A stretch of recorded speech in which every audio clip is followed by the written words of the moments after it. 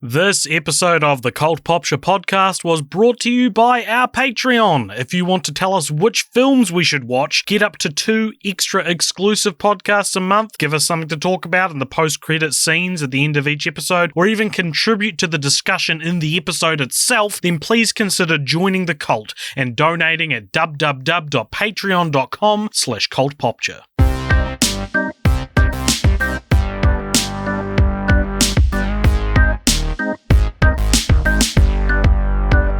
Yes, and welcome back to the Cult Popture podcast, I say as I adjust my mic. Something I do a lot without really thinking fully through. My name is AJ. I'm Richard. I'm a nervous wreck. You also interrupted my sentence. A true no butter. I was getting into character.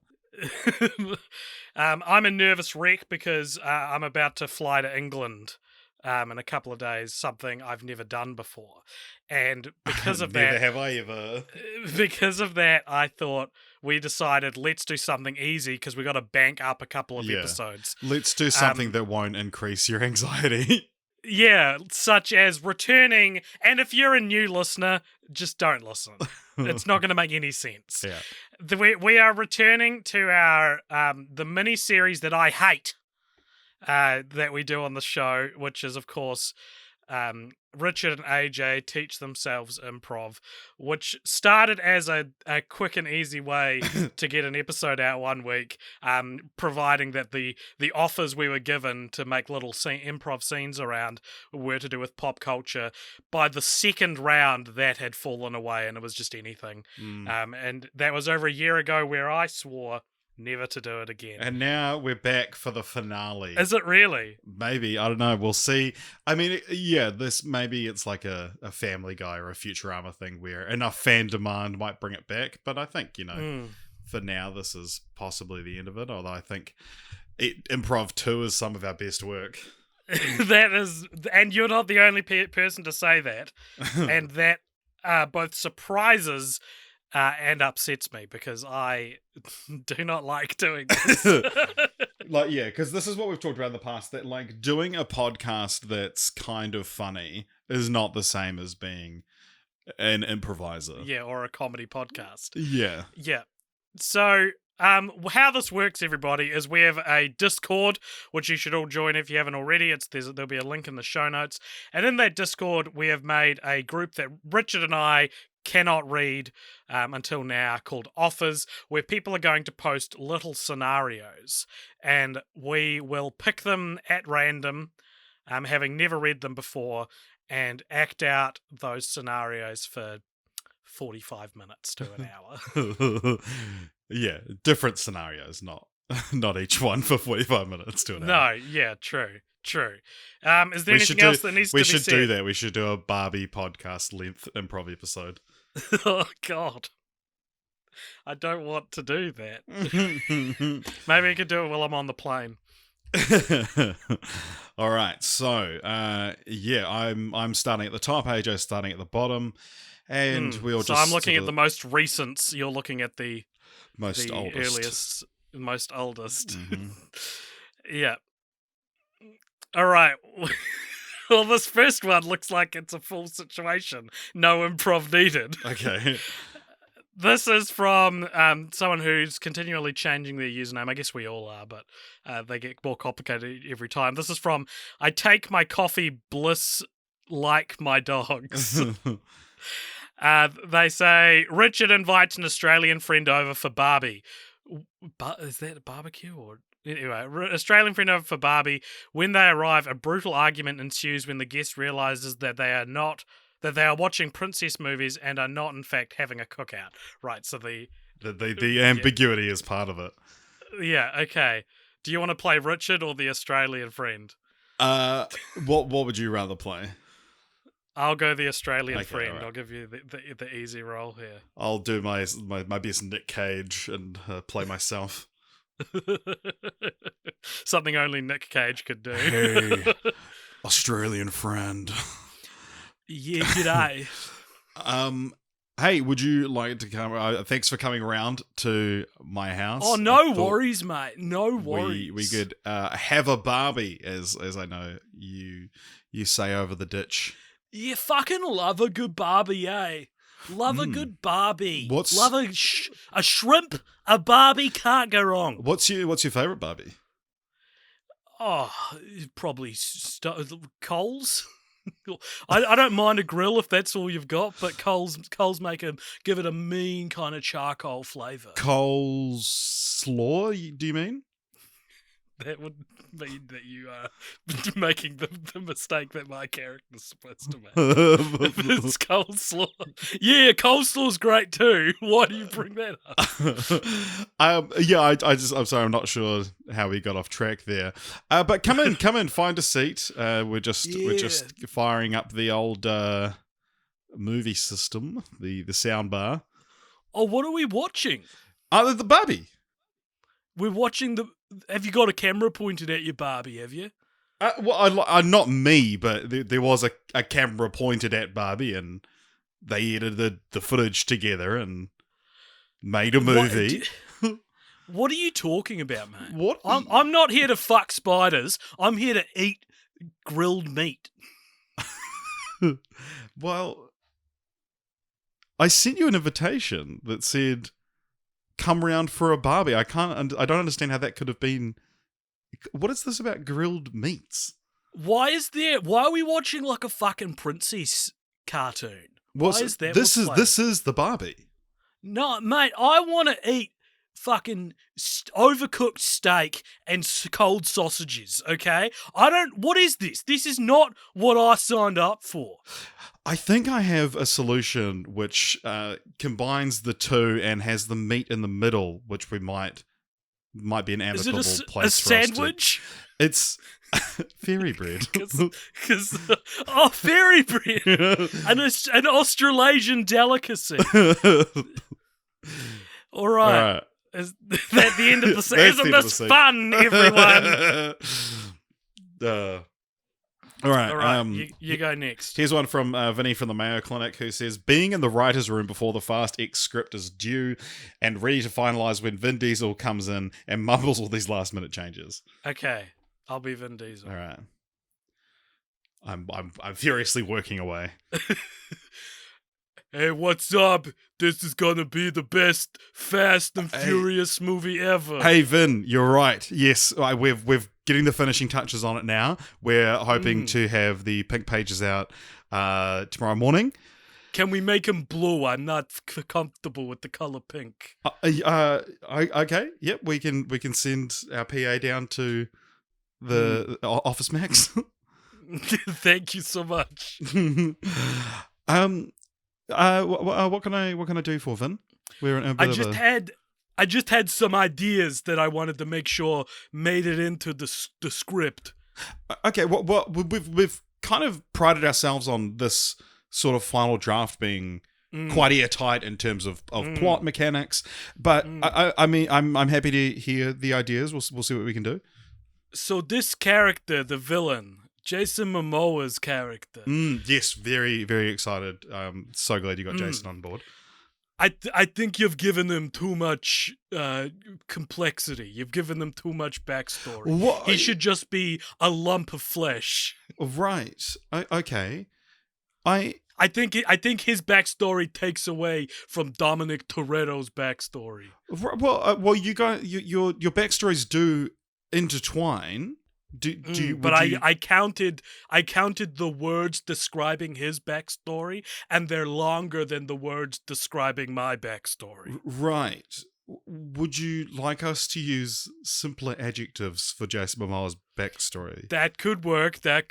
Okay. Okay. So what if instead of Jason's backstory being melancholic, what if it was sad?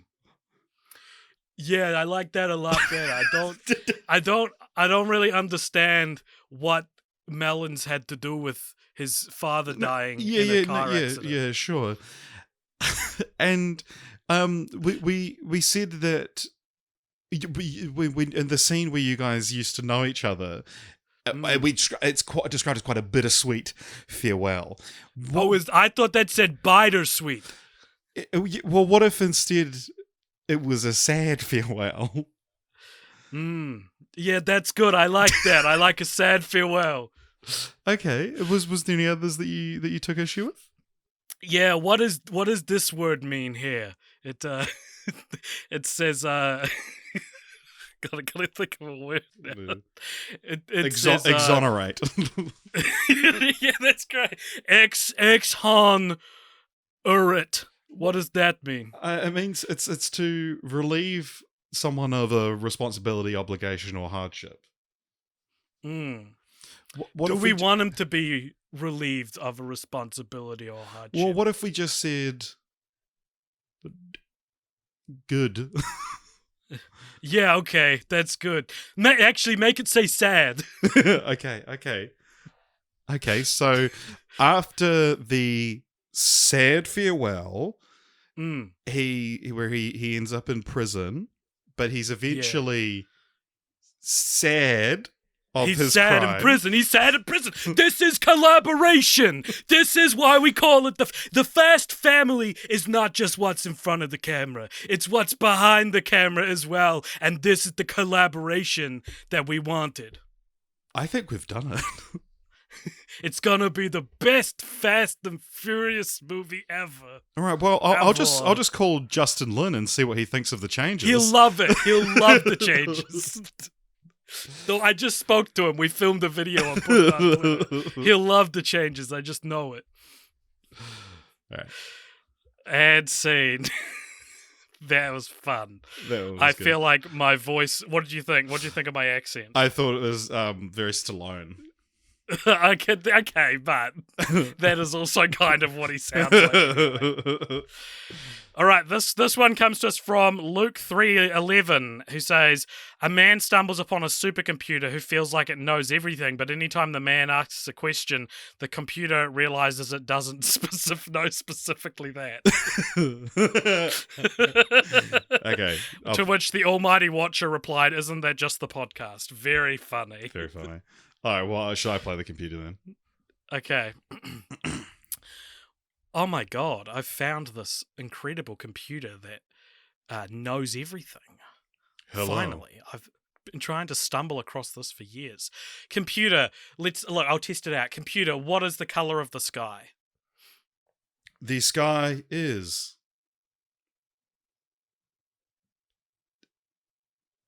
Like in general, not necessarily right now. The weather today is cloudy. What do people usually describe the sky? Which color do people usually describe the sky as being? People would usually describe the sky as being high.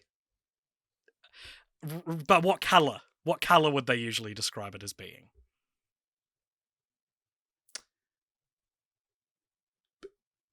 Try again later. It seems to know vaguely what I'm talking about, but it's not really getting the nouns and the sentence quite right. Look, it's fine. Let me out. Maybe you know what it is. It's the sky question. It's both too simple and it also has too many variables. Let's ask something a little more complicated, because it'll know complicated stuff. We know what color the sky is. We don't need to ask it that. All right, computer, what is the square root of 10,500?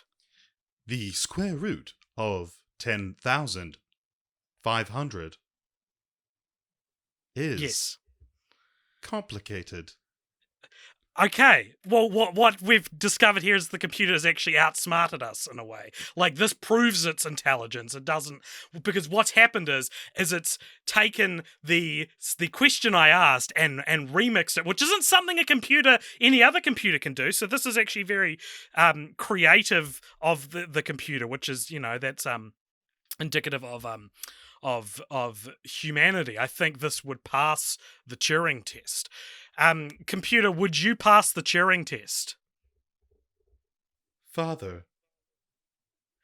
Okay. It's also, I guess, poetic and abstract, creating implication, creating theme.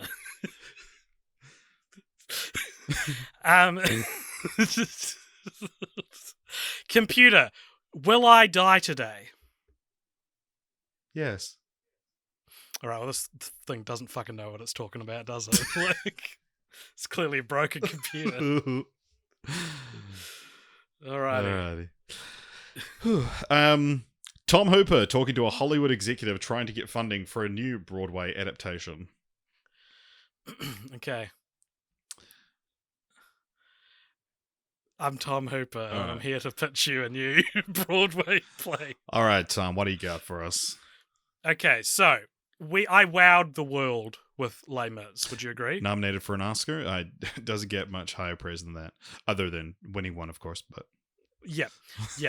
I wowed the world by using close-up shots in a story which traditionally is told exclusively in wides. You know, correct. And I think it worked. And then, you know, I did something a little off kilter. But I think it still made a big splash in the world, and that was, of course, Cats. Yes, people are still talking about it. Still talking about it, right? So I aim now, my next project is to make something in between the praise of Les Mis and the praise of Cats. All right. And here's what I want to do. I want to make a feature film adaptation of the sick little puppy. The sick little puppy. All right, is that? Yes. Yep. Sorry. So that's a play I wrote when I was 6 years old. I will play the pup. I will reprise my role as the owner of the sick little puppy. Has this been performed in? It will be. All right, but it hasn't. It's not like not to the public. It was performed to the public of my classroom when I was 6. All right, okay. Sorry, Tom. What is this? What happens to this sick little puppy over the course? It gets better. Okay. Sorry. I thought you meant your pitch got better. No, you mean the sick puppy's ailment that as well. is cured. The sick. It's you see, it's actually a comedy. The sick puppy gets better. That's how you know. If it was a tragedy, the sick puppy would die at the end. Right, well, I'm demonstrating I understand drama and tragedy. No, you've demonstrated that with. I demonstrated that with Les Mis and Cats, the Damned United, and the sick little puppy. I need $15 million to make this movie. I really should stop giving you these. But god damn it, Tom, you've done it again. All right, and scene. Great. I like the system of like we can each just back out whenever we want. All right, this is where reading things from the bottom is going to stop working because people have got on a roll with each other. Yeah. So I guess we could do either AJ teaches Richard Yu-Gi-Oh, AJ teaches Richard Magic the Gathering, or Richard teaches AJ something for once. All right. Which one would you like to do? So there's a car this is called working it in. I left the window open. Okay. Much to my hubris. And now, like Icarus, I have. Whose car is it anyway? Ugh. All right. I wonder if there's a way to do a podcast version of the props game from Whose Line Is It Anyway? Oh yeah. Like you're just like, I've been given like a giant foam baseball bat, and I tell the audience that, and then I'm like, oh my gosh, my dick is so big. Look at my wiener. I need to call the doctor. All right. Do you want to teach me Yu-Gi-Oh? Is this gonna be funny? Well, I'm hoping it'll be educational. All right, Richard, sit down. I'm gonna teach you Yu-Gi-Oh. Oh, okay, all right. A game you have never played. No, I'm famously not into anime, any of that. I dislike card games. like Yu-Gi-Oh, and I'm deeply uninterested in learning. Yeah, that's a great. I agree. That is a great way of putting it. All right, here's how to play. I'm going to give you 5 cards. Okay. Don't look at them. You Sorry. looked at them. Sorry. No. All right, okay. give them back. I'll shuffle All right, them out here again. you All right. Okay, here's 5 cards. Don't look at them. go. Okay. Okay. You looked at them again. I'm sorry. Richard, I've only got 10 cards. I can only give you the same. All I right. gotta give you the collection from the same 5. You now know every card in the deck. All right. All right. Well, I'm sorry. Here's how to play. I'm gonna put down a card, Okay. right? And on the card will be a picture of a little guy. Okay. And next to it will be his health Mhm. and his attack. Okay. You then place a card on top of my little guy. Right. If that card has a higher attack than mine, then you take off the corresponding health points from my guy. Okay. Okay, Okay. I'll start. Do I get another 5 cards? Well, you're just going to have to know what they are, I guess. Okay. We're going to play Baby's version. Okay. Training wheels. The bumpers on the side of the bowling lane. The All right. push-ups on your knees of Yu-Gi-Oh. Yeah. Yep, so I'm going to randomly draw a monster from my deck. Something which I think shouldn't be in the game first. You get to choose what you want to play. But no, so I'm going to play Koobly Woobly, who's got an attack of 10,000 and has 100 health points. Okay. All right. So I'll pick up a card. Yeah. Okay. I got Smeagolorf. Okay. He has 5 attack points. Yeah. And 1 health. Okay, so I've taken over you. So you give me Smeagolorf. I've won that card from you. What? Do I have to? Yeah, it's because I beat him. Okay. With It Koobly seems Woobly. seems like it's just luck of the draw, doesn't it? Where's the fun in you just knowing the game way better than me? Yeah, I agree. It's fun for me. Well, I think people are going to think you're very cool. All right, that's good enough. I don't want to keep doing this one. All right. Okay, here's one that people have liked. Father tries to tell son the birds and the bees, but through the allegory of a film franchise they watch together. Through the allegory of a film franchise. What does that mean? So like explaining it using, I guess. Can I get a film franchise? Yep. Let me just select a random. I just do airplane. Your film franchise is Legally Blonde. Legally Blonde. Knock knock. Come in. Hey champ. Hey, how's it going? Hey, Dad. How you going? Yeah, good. Sorry, good. I'm not. You're I'm good. not interrupting anything, am I? No, I was just watching Legally Blonde. Legally Blonde.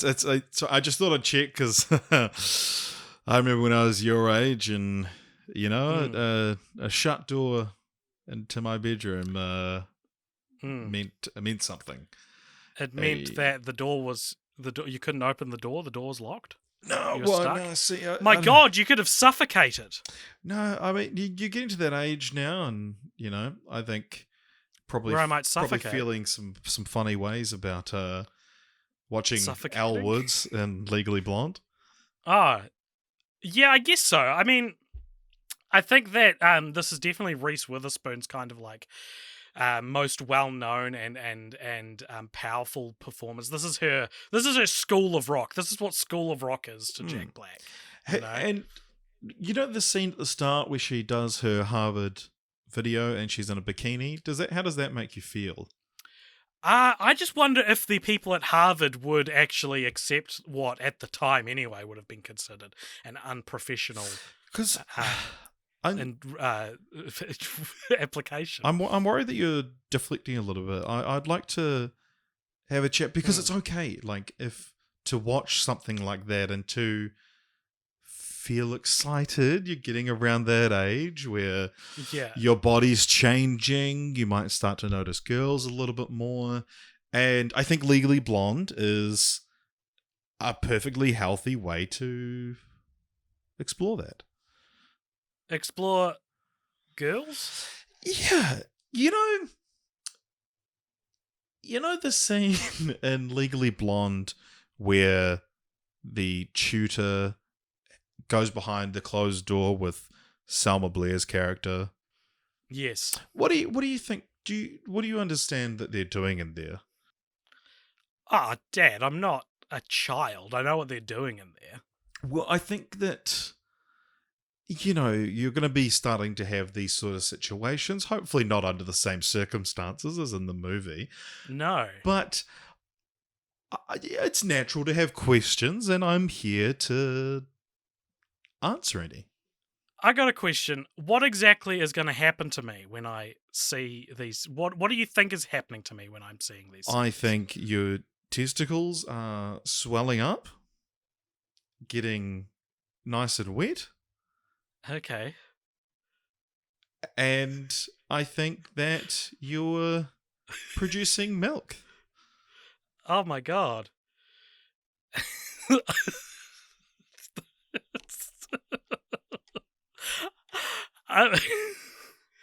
There's something else that's been happening to me, Dad. What's that? When my testicles swell up and I produce milk. What's that? Something's happening to my pee-pee, Daddy. What's happening? I don't know how to describe it. It's sort of stiff. It's sort of bone-esque. That shouldn't happen. Okay. That's that. I think we should. I'm gonna get your mother. I think she might be. I haven't come across that. I haven't come across that. Alrighty, and scene. I gotta explain what I was trying to do there because I had an idea. I had an idea too that I was hoping you would do. We're learning something important about improv here of what happens when you're both trying to lead someone. I was trying to lead you to ask me a question, to which I had a very funny retort. Oh, well, what question would you like me to ask? I would like you to ask, have you noticed anything happening to your wiener? Have you noticed anything happening to your wiener? What, like it's hard? Hey, nice. Which is a line from Legally Blonde. Fuck, that would have been good. Right? Nice. So, yeah, I was desperate. You'd mentioned the balls, and I was like, here we go. The next thing has to be the penis. What I think I was going for was that the scene would turn around so you end up having to teach me about sex. Ah, yeah. Okay. No, that also makes sense. Now, see, this is genuinely, we give each other shit for no butting each other or not yes-anding each other all the time on the show. But it's usually like, an accident. This is a case of like, we both were just actively working towards something, which I guess is against improv. It is like, I didn't pick up that you wanted me to ask that question. You didn't pick up where I was going with the scene. And I think that's no fault of either of our own. Yeah, I think that's, sometimes we're just not on the same page, and that's fine. Okay. We can't all be Colin and Ryan. We can't all be Superman. All right. Zeke from Southeast England says, in the dead of night, Richard phones AJ to tell him about a visit he just had from Khonshu, who is the moon god. Yeah. So who's calling who? Sorry. Richard phones AJ to tell him about a visit he had from Khonshu. All right. The Egyptian god in Moon Knight, for those who haven't seen Moon Knight. All right. Ring, ring, ring, ring. Hello. AJ. Hey, Richard. Hey, sorry, I know it's like 2 a.m., but I am awake. I thought you might. I am awake. So, I want everyone to know that until now, Richard had his hand to his head like he was talking on the phone.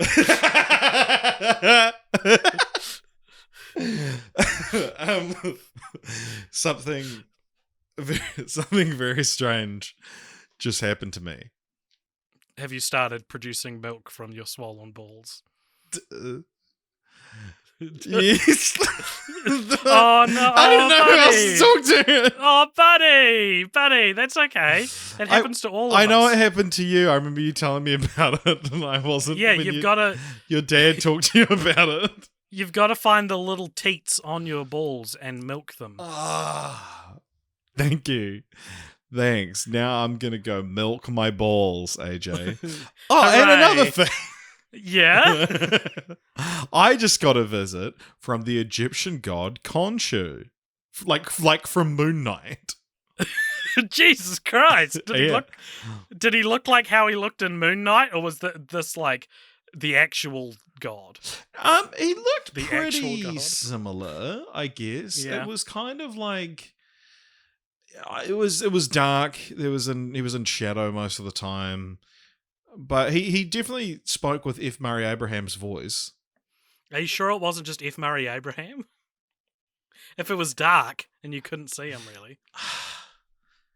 Maybe it was. He is in Auckland at the moment. Is he really? Yeah.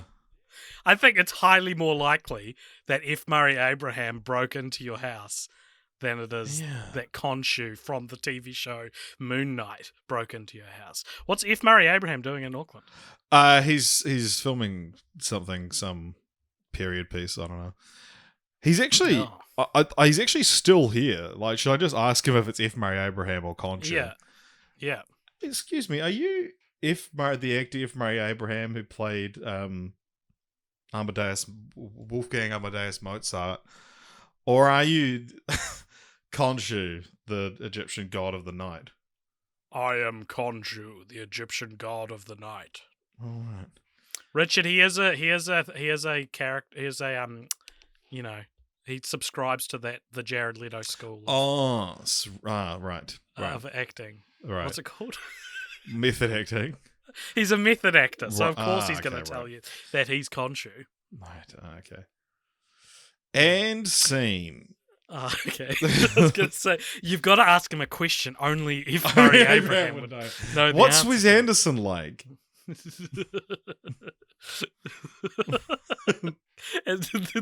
One of the many questions that Khonshu wouldn't know the answer to. But also, if he's pretending to be Khonshu, he could just not answer that. Yeah, he's like, oh, he's very whimsical. I mean, very quirky.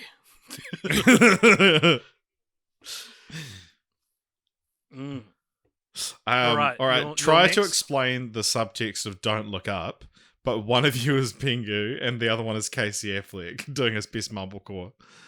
Casey Affleck. Can I be Pingu? I haven't seen like Manchester by the Sea. I don't know what the Casey Affleck impression is supposed to be. All right, I'll try Casey Affleck. Okay. All right, I'm not a co-op. All right. Okay. That's not what Pingu sounds like. Yeah, thank you. Thank you. They do say stuff like that. They do quick. That quick sounds little... a lot more like Donnie from the Wild Thornberries. The thing about Don't Look Up is that we're all just ticking time bombs in the night sky.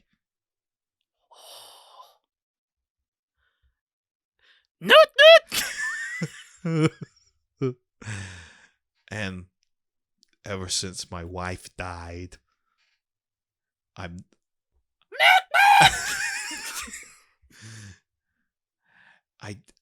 can't. It's actually about climate change. Oh. We should have done this one. I certainly nabbed the easier one. Oh, definitely. Right. Okay, I got one. This is from Dan from Hawaii. AJ develops an accent during his travels. All right. All right. I'll be I could be AJ. All right. There's no other character in the scene. Do you want to welcome me home? All right. Oh, so you're coming back to New Zealand, right? Yeah. AJ, I flew down to Christchurch to welcome you back. Wow. Thank you so much, Richard, for welcoming me home. What the fuck are you doing? What do you mean? Why are you putting on that accent? Whatever do you mean, Richard? This is just how I talk. Okay, spends 2 weeks in the UK and comes back thinking he's bloody Mr. Bean. I've always talked with a flair. That's why we begun this podcast together, Richard. We both enjoy having vocabularies of the higher persuasion, don't we? How was your trip anyway? Oh, it was simply wonderful, Richard. I went all over the continent of Europe. It must have been pretty hectic over there when the Queen died. The Queen died on May 21st, 2022. It was hectic. Yeah. I didn't know if I was going to get my COVID fit to fly check to fly back to the country of New Zealand, to which I now reside. Yeah. Did you get to visit Buckingham Palace? I sure did, Richard. Thank you so much for asking. We went to Buckingham Palace and the soldiers, the guys out front with the funny hats, made one of them laugh. What'd you tell him? What'd you say to make him laugh? I did some of my world-class improv comedy in front of him, and he was no match for my hilariosity. He was then promptly killed. Oh wow! For breaking a smile. Who took over his post? The Queen, who I also made laugh on the 21st of May, 2022. Wow! So that's why she was murdered. That's why the Queen was murdered on the 21st of May. Was murdered. 2022. Yes, Richard. What has New Zealand been like since I've been gone? We don't get New Zealand on the news over there. Over in the big Uck, as they call it. The Uck. Well, the Uke. I mean, after being trespassed from Parliament and then allowed back in, Winston Peters was killed on the 18th of May, 2022. My goodness. So it's been a pretty wild few weeks since you've been away. What else happened? I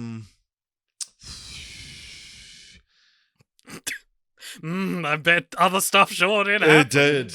There's new Whittaker's chocolate. What flavour is it? Vegemite.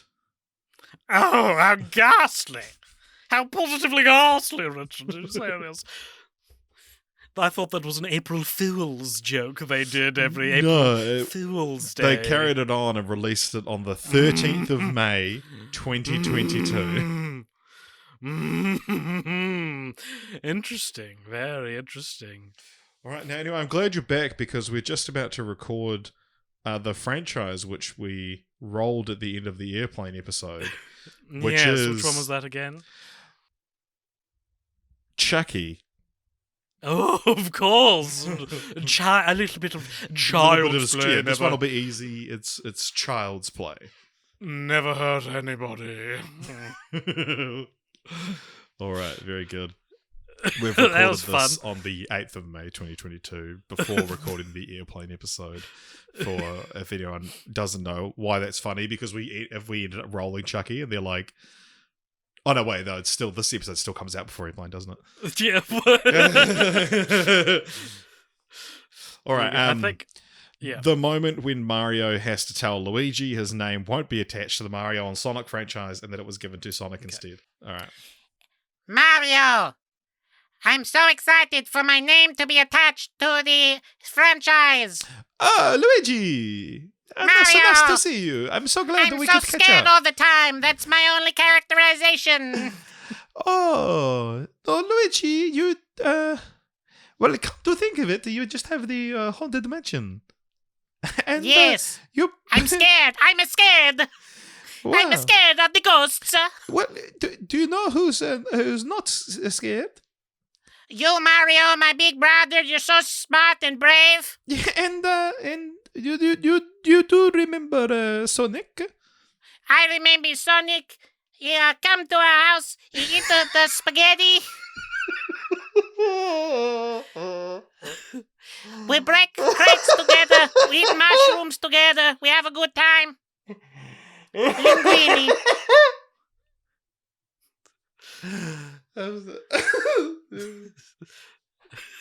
Your voice is fantastic. I'm sorry. What is it about Sonic you want to tell me, Mario? My favorite big brother. So you remember a few years ago when Sonic and I went to the Winter Games? Yes. Well, the Nintendo really liked that. It was good. It was a good game. Molto bene.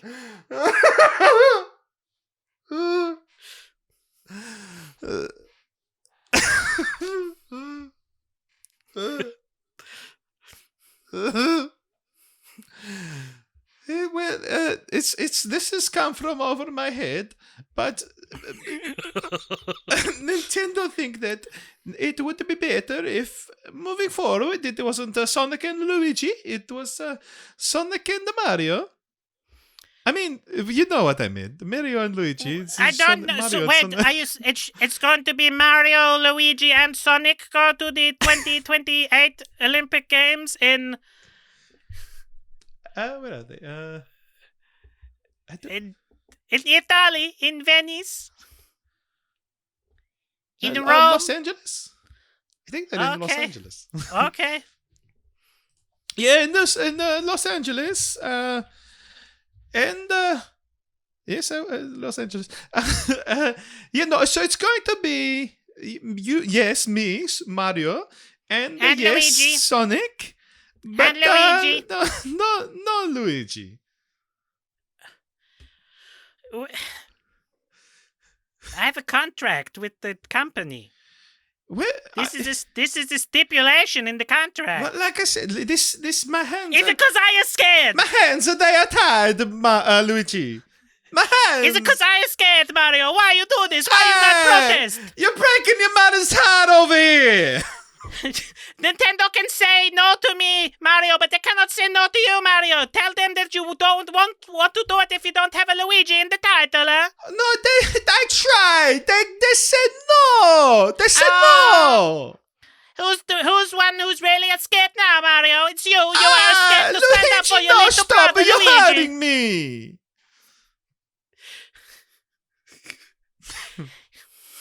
I'm going to go team up with Cloud from Final Fantasy VII. We're going to go to the Commonwealth Games and make our own game.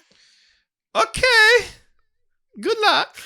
Luigi and Cloud's Commonwealth Games for the Nintendo Switch. I don't think I could keep doing that voice. That voice, that did things to me.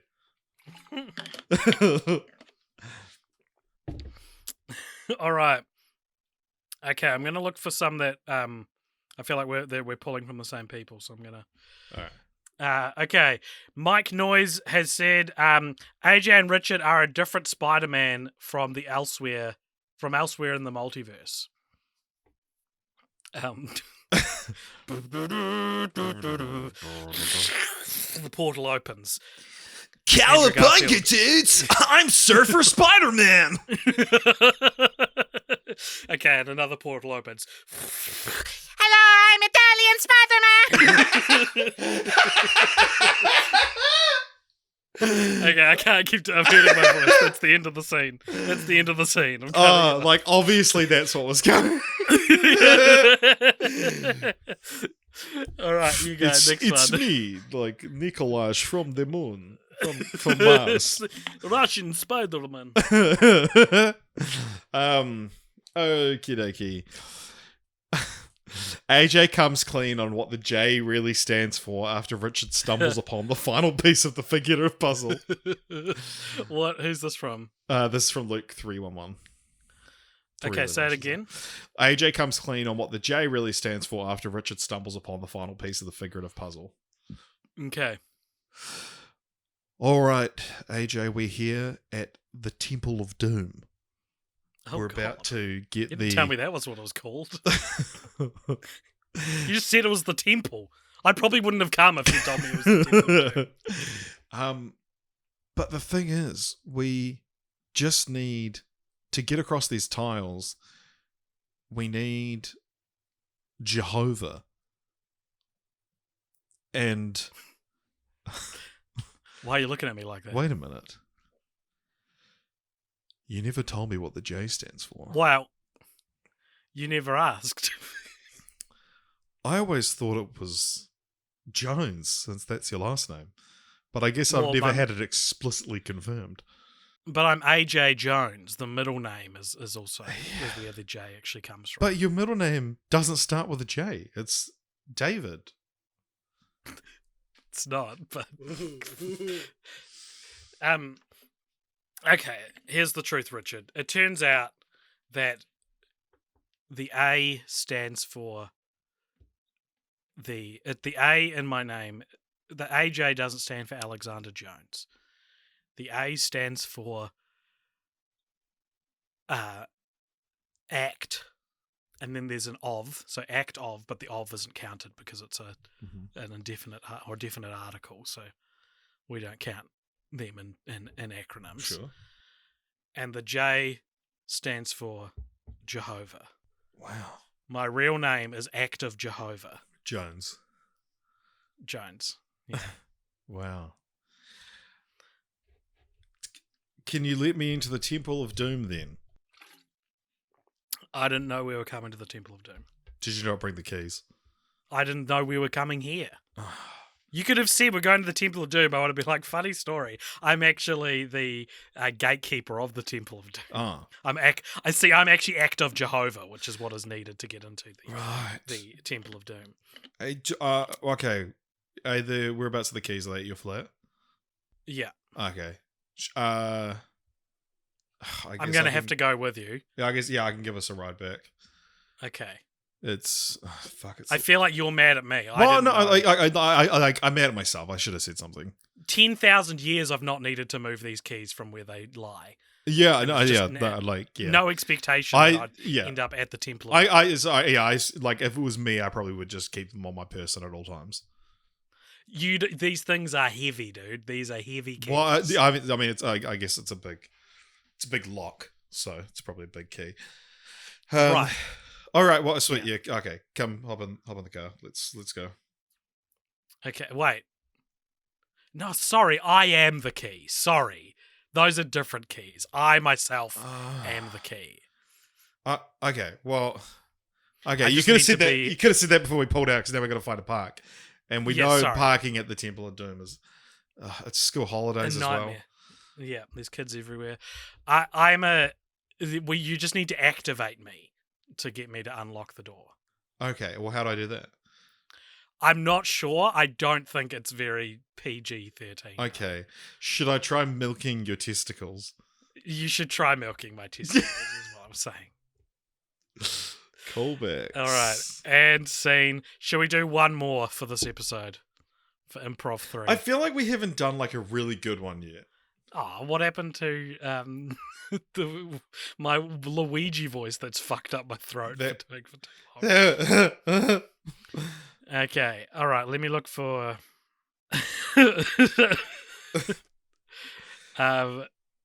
Okay, I got one. Okay. Okay, this is from Victor 1997. Says, the film franchise Fortnite viewers go down the drain. Richard and AJ need to switch things up, so for Season 8, they rebrand their channel, Sport Popture, where they review sporting events with the same excitement and enthusiasm that they would do with film franchises. All right. Hello and welcome along to Sport Popture. This is a podcast where each episode we review a different sporting event. You know, it could be we've done basketball, baseball. Today we're talking about obviously kind of this part of our season. We do like a few episodes leading up to the Super Bowl. So this has just happened. It was the Rams. Who defeated the Cincinnati Bengals and Called it. Sorry. Yes, yeah. Sorry, I'm Richard Martin, and this is joined by Act of Jehovah Jones, and yeah. So first off, I guess what happened at the Super Bowl 22? The Rams and the Bengals. Are you saying like what happened or like what happened? You know what I'm saying? Yeah. I mean, those. It was a pretty close game, I'll say, but the Bengals just couldn't quite do it for me. They were never the Bengals were never going to beat the Rams at the Super Bowl. We're talking the Bengals and the Rams. Of course, this was going to happen. This is as much of a shoo-in to me as like Silence of the Lambs winning Best Picture. Remember when we talked about movies? Yeah, but Sons of the Rams. Yes, they weren't too silent when they led a commanding victory against the Bengals. What did you think of the halftime show? It was great. I really enjoyed seeing Lady Gaga perform. It's always great watching Lady Gaga perform, and I think what a lot of people don't know about Lady Gaga is that she's actually a real good actress too, as you can see in something like House of Gucci or the Star Is Born. The other thing that happens. I mean, like it breaks up the game. Like I hate these because I'm just trying to watch the game, and they keep on putting these fucking commercials. Gaga. These trailers for upcoming movies. And we got our first look at Jordan Peele's Nope, but like I mean and it looks to be, more of a return to Get Out after what I think was a bit of a fumble around us. But I'm like, I'm trying to see the Bengals, man, The Bengals weren't doing too good by the time the trailer for Nope aired, and nor were they doing too well when we got our first look at James Cameron's Avatar: Way of the Water. Which like I have no opinion on that because all I care about is the Rams. They led a victory that is. I want to use a dramatic word here, Richard. I want to say their victory was unprecedented. Their victory was powerful. It meant a lot to I think people who've been following this team for a number of years, and much in the same way that I would think that someone who's been following the MCU for a number of years would feel similarly rewarded upon finishing Avengers Endgame for the first time. Endgame, it's got game in the title. Yeah, it does have game in the title. We love sports. It's time for one of our segments. Yeah, where we continue the sport. Where do you think? Where do you see American football going from here? I'm seeing it get a lot more commercialized, and I think the problem with American football these days is that it's the same thing every time, and whenever they get a new coach or a new players in or new directors, and I've really lost the thrill I used to get when hearing someone was cast in a team of sport, because I think these big companies that own all of these divisions, all of these teams, they are really just wanting the same crowd pleasing result with every team they get, and the problem is one of staleness, and I think they try to shake things up by getting exciting new coaches on board, and yet somehow the team that comes out of that exciting new coach's vision still fits this kind of cookie cutter mold in a way which feels impossible, and yet it still is. We've got what should be a unique movie, and yet you can slot it game. right back. Sorry. I beg your pardon. Yeah. Well, because I see a lot yeah. of people getting angry about of criticisms of the new coach of the Rams, and it's like, I like the new coaching. I just wish there was more of it.